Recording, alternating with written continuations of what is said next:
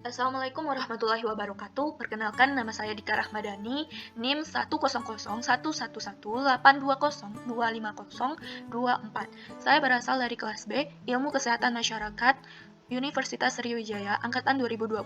Di sini saya akan menyelesaikan kasus yang berbunyi, suatu penelitian ingin mengetahui hubungan status merokok ibu hamil dengan berat bayi yang dilahirkan.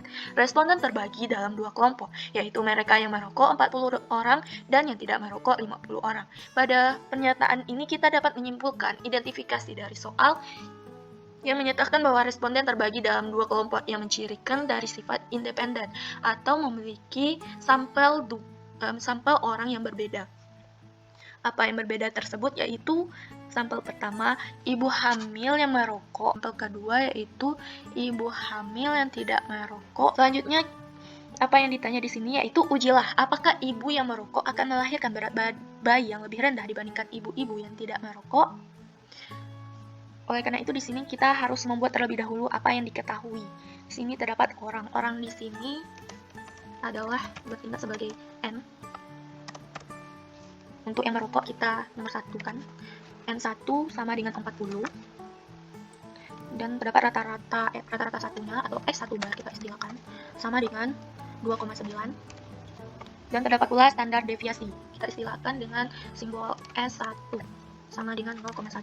Begitu pula untuk yang nomor 2, bagi yang tidak merokok, ibu yang tidak merokok, N2 berjumlah 50 orang. Rata-rata 2x2 bar 3,2. Dan S2 sama dengan 0,1.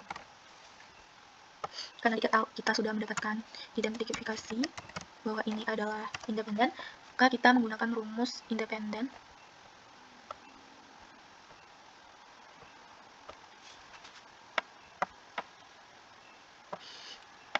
Dimana prosedurnya sebagai berikut. Untuk rumus kita menggunakan dua ini, dimana kita mencari dulu nilai dari SDP kuadratnya, baru nanti bisa kita masukkan ke dalam rumus T. Yang pertama kita lakukan yaitu mencari H0-nya atau untuk uji hipotesis ya. Dari soal tadi, maka hipotesis yang dapat kita ambil X1 sama dengan X bar 2, artinya pada kasus ini ya, tidak ada perbedaan rata-rata ibu yang merokok terhadap bayi yang dilahirkan. Hipotesis kedua, di mana HA, hipotesis keduanya, X1 bar itu nilainya lebih kecil dari X2 bar. Artinya terdapat perbedaan rata-rata ibu yang merokok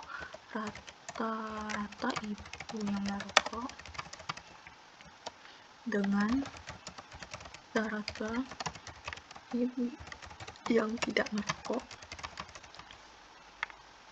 terhadap berat bayi yang dilahirkan.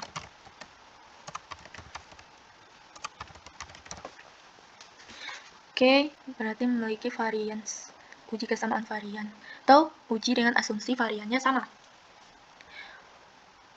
Setelah melakukan hipotesis, selanjutnya kita akan mencari terlebih dahulu nilai dari SDP kuadrat. Dengan langkah pertama yang akan kita lakukan, itu mencari pembilang dari SDP, N1 dikurang 1, itu kurung, dikali S1 kuadrat, ditambah kurung N2 dikurang 1 kurung dikali S2 ya. S2 dikuadratkan. Kita kuadratkan format sel superscript. Oke. Kita blok format sel superscript. Oke.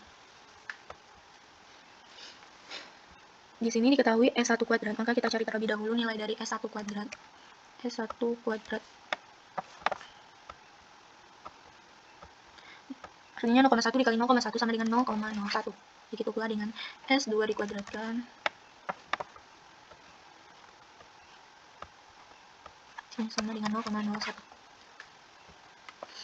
sama dengan buka kurung 2 kali N1 dikurang 1 tutup kurung dikali S1 kuadrat tutup kurung tambah buka kurung 2 kali N2 50 dikurang 1 tutup kurung dikali menggunakan tanda bintang S2 kuadrat tutup kurung enter. Oke, selanjutnya kita langkah kedua mencari nilai pembilangnya ya, penyebut, yaitu N1 ditambah N2 dikurang 2 sama seperti tadi, sama dengan buka kurung N1 ditambah N2 dikurang 2 tutup kurung enter. Langkah yang ketiga, didapatkanlah nilai dari SDP kuadrat. Supaya lebih jelas, P-nya kita format cell, subscribe. Dua klik kanan, format cell, superscribe. Oke. Maka nilai dari SDP kuadrat itu sama dengan nomor 1 dibagi dengan nomor 2. Maka sama dengan buka kurung nomor 1 per nomor 2 tutup kurung enter. Langkah selanjutnya yang keempat, sudah didapatkan nilai SDP, kita lanjut ke rumus T yang harus kita cari, yaitu X1 bar ya, X1 bar dikurang X2 bar K sama dengan ke kurung X1 bar sudah diketahui dikurang X2 bar tutup kurung enter. Langkah selanjutnya yang kelima, yaitu akar dari SDP kuadrat. Maka untuk mempermudah kita cari dulu yang di dalam kurung, yaitu 1 per N1 ditambah 1 per N2 ditutup kurung, maka sama dengan buka kurung 1 per N1 ditambah 1 per N2 tutup kurung enter. Ke selanjutnya kita kalikan SDP kuadrat dengan yang kita cari nomor 5 tadi, berarti nomor 3 dikali nomor 5, maka didapatkan hasil sama dengan nomor 3 SDP kuadrat dikali bintang nomor 5 tutup kurung enter. Sudah didapat, kita akarkan nomor 6 ini. Akar nomor 6. Gimana cara mengakarkannya? Sama dengan rumusnya ya, SQRT dalam kurung nomor 6 tutup kurung enter. Maka sudah didapatkan nilai pembilang dari rumus T, sehingga T hitung sama dengan nilai nomor 4 dibagi nomor 7, yaitu sama dengan nilai nomor 4 per nomor 7 tutup kurung enter. Didapatlah nilai T hitung sama dengan min 14,1421. Maka untuk mendapatkan kesimpulan, kita harus membandingkan T hitung dengan hasil dari T tabel. Bagaimana cara mencari T tabel? T tabel sama dengan alpha DF dari N1 ditambah N2 dikurang 2.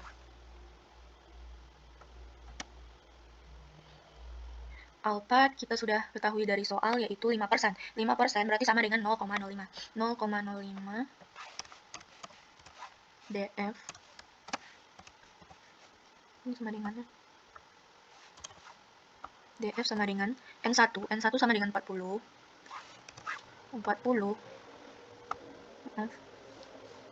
DF sama dengan 40 ditambah N2 50 dikurang 2 ke 0,05, apanya DF sama dengan 40 ditambah 50 dikurang 2 sama dengan 48, berarti DF 88 ya. Kita lihat kepada tabel T-nya terlebih dahulu. Untuk nilai DF 88, alfa 0,05. Ini tabel T. Kita mencari nilai DF sama dengan 88 dan nilai alfa sama dengan 0,05. Di sini tidak terdapat nilai 88 untuk DF, maka kita mengambil yang paling mendekati, yaitu 90 dengan alfa 0,05. Jadi hasilnya sama dengan 1,662 untuk nilai T tabel. Lihat tabel T tadi, kita dapatkan nilai T tabel sama dengan 1,662. Maka jika dibandingkan dengan T hitung, nilai T hitung lebih kecil sama dari T tabel berdasarkan patokan. Ini berarti satu tile, dimana rata-rata satu bar kecil dari rata-rata bar 2. Maka kita tarik kesimpulan bahwa H0 HO tertolak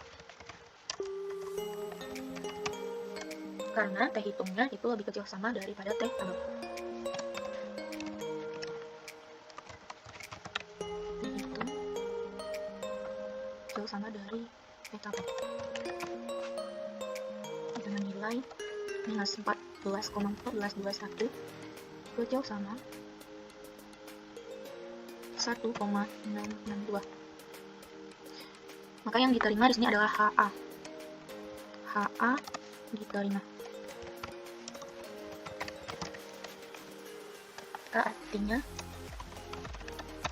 pada soal ini terdapat perbedaan rata-rata ibu yang merokok dengan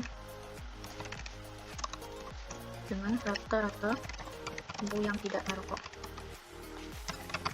terhadap berat bayi yang dilahirkan, atau sama dengan menjawab dari pertanyaan yang ada di soal, yaitu apakah ibu yang merokok akan melahirkan berat bayi yang lebih rendah dibandingkan ibu-ibu yang tidak merokok?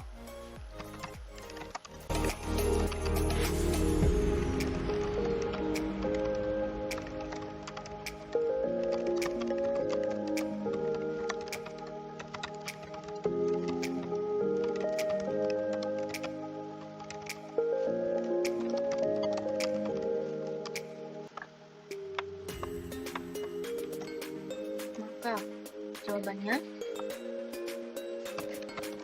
ya, rata-rata berat badan bayi yang dilahirkan oleh dari ibu yang merokok lebih rendah daripada rata-rata ibu yang rata-rata berat badan bayi dari ibu yang tidak merokok. Berat badan bayi yang dilahirkan dari ibu yang tidak merokok. Jadi, hasil dari semuanya untuk jawaban pertanyaan ini, apakah ibu-ibu yang merokok akan melahirkan berat bayi yang lebih rendah dibandingkan ibu-ibu yang tidak merokok? Ya, rata-rata berat badan bayi yang dilahirkan dari ibu yang merokok lebih rendah daripada rata-rata berat badan bayi yang dilahirkan dari ibu yang tidak merokok. Sekian dari saya, terima kasih. Wassalamualaikum warahmatullahi wabarakatuh.